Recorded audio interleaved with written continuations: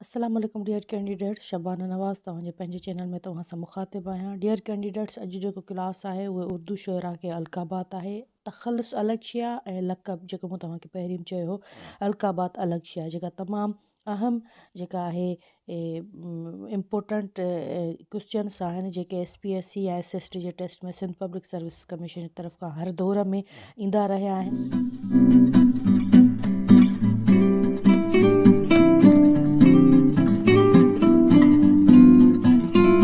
अवामी शाइर नज़ीर अकबर इलाहाबादी।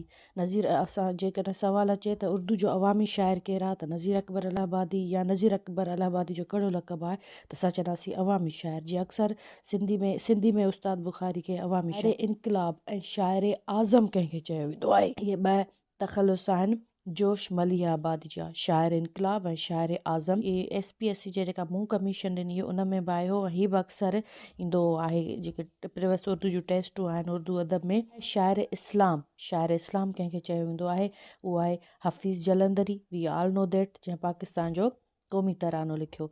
ठीकु आहे। इक़बाल खे शाइर मशरक़। उन खां पोइ आहे त उर्दू का उमर ख़याम कौन है, रियाज़ खैर आबादी को उर्दू का Omar Khayyam. So very important and most मतिलबु जेको रिपीटेड आहे उहो त उर्दू का शेक्सपियर आहे। शेक्सपियर इंग्लिश अदब में हिकिड़ी वॾी अहमियत रखे थो, पर उर्दू जो जेको शेक्सपियर आहे उहो आगा हशर काश्मीरी आहे, जेको केतिरनि ई ड्रामनि जो लेखक आहे ऐं उन जा जेके PTV ते बि केतिरा ई ड्रामा कास्ट थी चुका आहिनि ऐं एवॉर्ड याफ़्ता ड्रामा आहिनि। तव्हां आगा हशर काश्मीरी जा कहिड़ा ड्रामा ॾिठा आहिनि या कहिड़नि ड्रामनि जे बारे में नॉलेज आहे, कमेंट में ज़रूरु ॿुधाईंदा।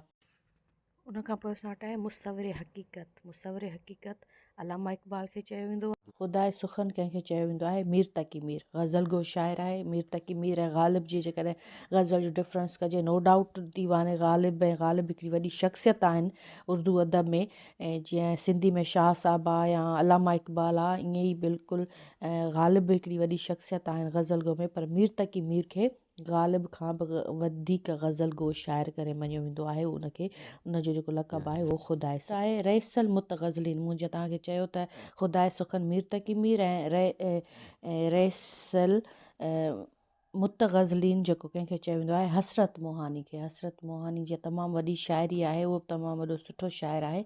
शायदि हीअ जेको पोइट्री आहे तमामु फेमस, मेहदी हसन जो चुपके चुपके रात दिन आंसू बहाना याद है हमको अब तक आशिकी का वो ज़माना याद है, उहो बि हसरत। उन खां पोइ आहे अलामा इक़बाल जा तमामु वॾा आहिनि ऐं जेके अलक़ाबात, उनखे हकीमुल उम्मत चयो वेंदो आहे, मुर्शिद सियासी चयो वेंदो आहे, तर्जुमान हक़ीक़त चयो वेंदो आहे, शाइर मशरक़ चयो वेंदो आहे, तर्जुमान इस्लाम चयो वेंदो आहे, मुजद्दिद असर चयो इस्लाम चयो वेंदो आहे, मुजद्दिद असर चयो वेंदो आहे।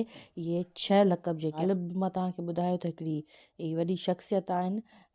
हीअ जेके आहिनि नजमुल दौला, दबीरुल मलक, इहे जेके मुंहिंजे ख़्याल में त मुग़लनि जे दौरे हुकूमत जो आख़िरी बादशाह हो ऐं हिन वक़्तु मूंखे नालो यादि नथो अचे, जंहिंखे अंग्रेज़नि रंगून में क़ैद बि कयो हुयो। उन जे तरफ़ खां बि हिनखे इहे अलक़ाबात मिलियल हुया त नजमुल दौला, दुबैरुल मल्क, उर्दू का बाग़ी शाइर, निज़ाम जंग, हैवान ज़रीफ़ा इलाहाबादी जो अवामी शाइर ऐं अकबर इलाहाबादी जो लिसानुल असर, शहनशाह ज़राफ़त ऐं मज़ाया शाइरी के इमाम।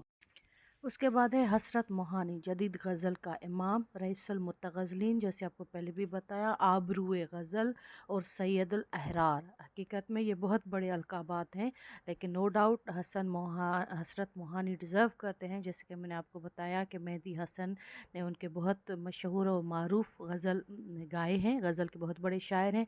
उसके बाद है वली दक्नी, उर्दू का TS एल्ट एंड उर्दू का शेक्सपियर। आगा जो हशर काश्मीरी साहब हैं, ये आपने ज़रूर याद करने हैं, ये तकरीबन आते हैं अलक़ाबात के सवालों में। उसके बाद है मोहम्मद अली जौहर, मौलाना मोहम्मद अली जौहर जो हैं, उनका जो लक़ब है वो रईसल अहरार है। ठीक है। और ये जो भी जितने भी अलक़ाबात बताए गए हैं वो अगर SPSC के आप पुराने पेपर देखेंगे तो उनमें आपको रिपीट कोई ना कोई ज़रूर मिलता जुलता रहेगा। उनके अलावा भी कई तख्लीक़कार अलक़ाबात से नवाजे गए हैं। कमेंट बॉक्स میں لکھ کر بتائیں تاکہ ہمارے علم میں بھی اضافہ ہو کہ کون سا جو تخلیق کار ہے، شاعر ہے، نثر نگار ہے، کون سے لقب سے نوازا گیا ہے۔ اور شبانہ نواز آفیشیل کے ساتھ رہیے گا، اپنا خیال رکھیے۔